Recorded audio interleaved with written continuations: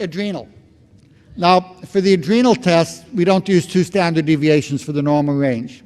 To be below the normal range, which is under 6 microgram per deciliter, you have to be in the lowest 1 out of 100,000. It has to be so low that you have Addison's and it can essentially kill you.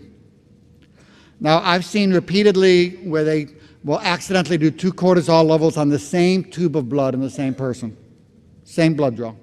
They routinely come back 4 to 8 microgram per deciliter different, same tube of blood.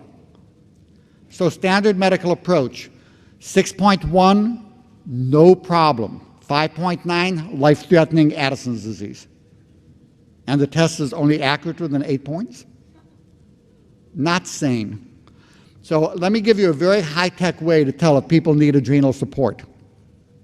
When they come in, especially if they have a family member with them, you ask, are there periods where it's like a light switch goes off and you have 3 minutes to feed them or they will kill you?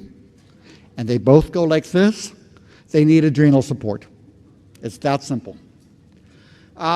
Natural support for the adrenal gland, glandulars, vitamin C, licorice. There's many, many good products that contain all of these, vitamin B5. So again, bioidentical hormones, you've heard the rest.